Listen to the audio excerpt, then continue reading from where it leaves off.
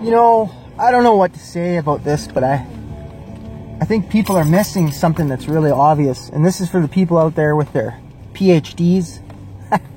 You guys make me fucking laugh, because I can prove to you how smart you think you are when you really aren't at all. Anyway, it doesn't matter. Here you go. Pseudoscience is what you believe in.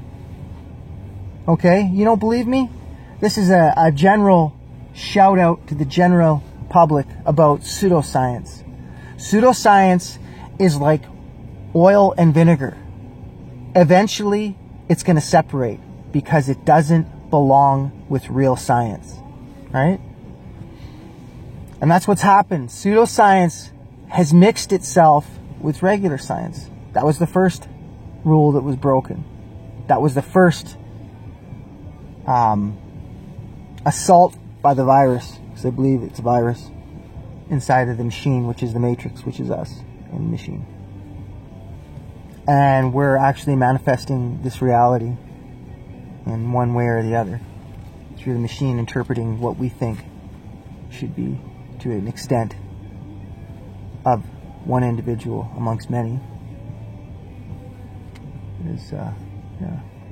But anyways, in the machine, we're in the machine, and centrifugal force has been used with a bucket of water. You spin that bucket of water around in school, and the teacher told you, that's gravity. That's gravity, little Jimmy. That's gravity, little Susie.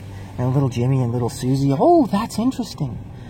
The rest of their life, they think that the gravity was holding the water in the base of that bucket, but it was just centrifugal force pushing everything outwards.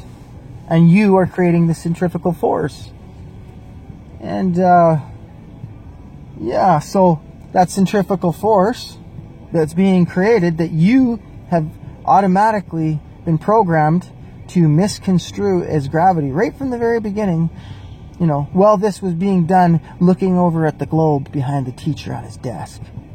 You know, it was all set up that way because they don't want you to understand that the exact opposite is true, and they can't even prove in gravity whatsoever, and it's used in the scientific community in all forms and fashions, and nobody says buoyancy and density, nobody says anything but buoyancy and density, nobody says anything but gravity, right?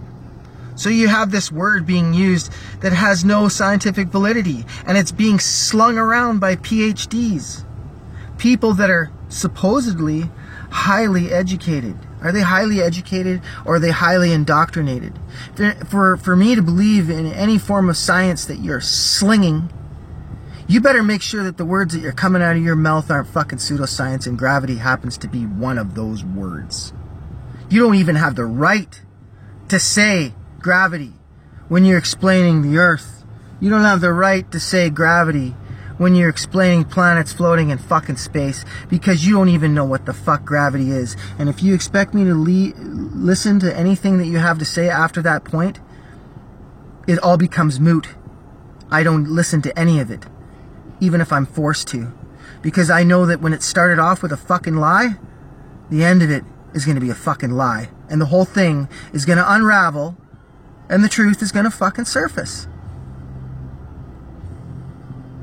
It's an electromagnetic universe. Everything is held down by a form of electricity and magnetism.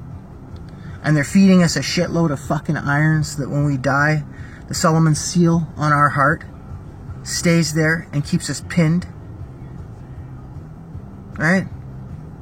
And then we get sent to the fucking Pac-Man moon and have our memories erased.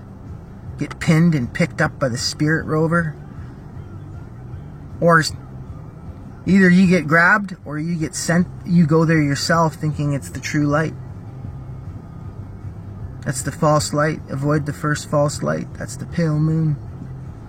It's lit up by all the energy of all the other ones that have been trapped. Just like a bunch of moths and a moth zapper. That's the fucking moth zapper. Don't go to it.